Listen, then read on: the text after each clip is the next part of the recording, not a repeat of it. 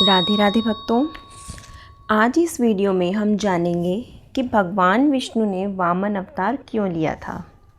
हिंदू धर्म में भगवान विष्णु के 5वें अवतार वामन देव हैं। पौराणिक कथाओं के अनुसार भाद्रपद मास के शुक्ल पक्ष की द्वादशी तिथि के दिन भगवान विष्णु ने वामन रूप में देवी अदिति के गर्भ से जन्म लिया था।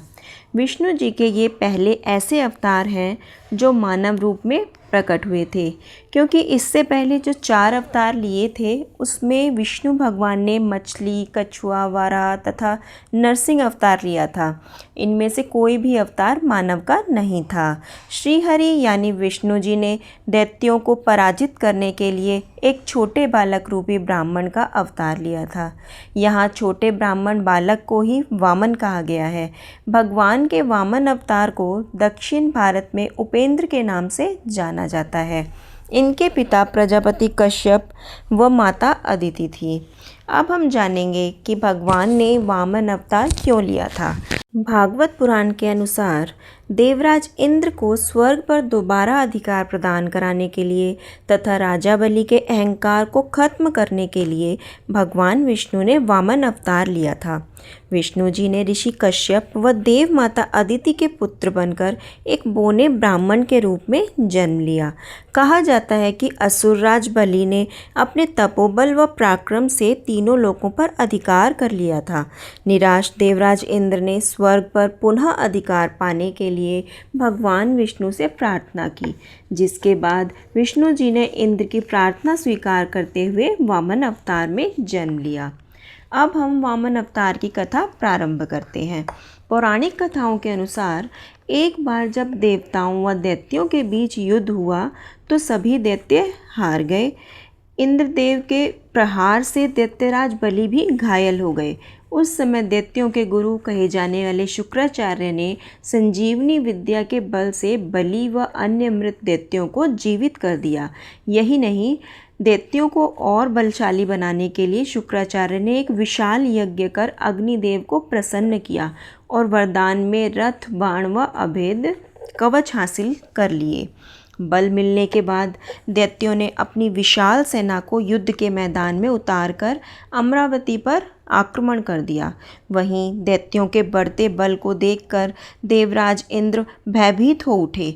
वह यह जानते थे कि अगर दैत्यराज बलि 100 यज्ञ कर लेगा तो वह स्वर्ग जीतने में सक्षम हो जाएगा। इंद्रदेव भगवान विष्णु की शरण में गए और मदद की गुहार लगाई।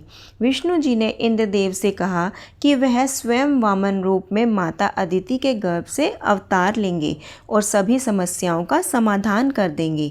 महर्षि कश्यप के कहने पर माता अदिति पुत्र प्राप्ति की कामना करते हुए उपासना करने लगी, जिसके बाद भगवान विष्णु भाद्रपद मास की शुक्ल पक्ष की द्वादशी तिथि के दिन माता के गर्भ से वामन रूपी अवतार में जन्म लेते हैं। भगवान विष्णु अपने इसी अवतार में ब्रह्मचारी ब्राह्मण का रूप भी धारण करते हैं। पुत्र प्राप्ति के बाद महर्षि कश्यप ऋषियों के साथ मिलकर वामन का उपनयन संस्कार करते हैं।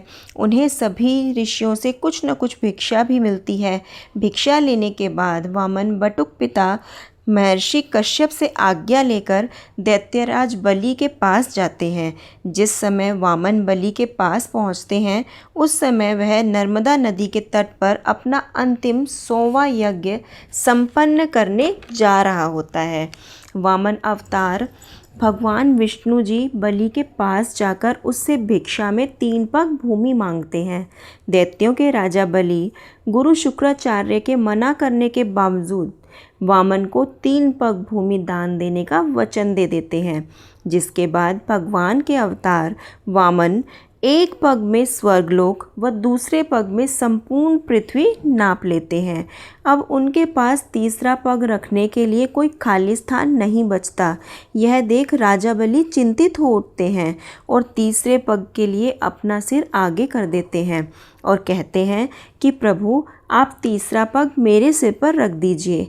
वामन बलि के कहे अनुसार उनके सिर पर तीसरा पग रख देते हैं। इसी के साथ दैत्यराज बलि को पाताल लोक में रहने का आदेश देते हैं।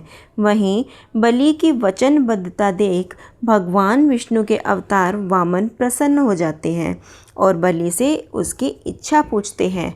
इस पर बलि भगवान से रात दिन अपने सामने रहने का वरदान मांगते हैं, जिसको स्वीकार करते हुए विष्णु जी पाताल लोक में दैत्यों के राजा बलि का द्वारपाल बनकर हमेशा उनके सामने रहते हैं।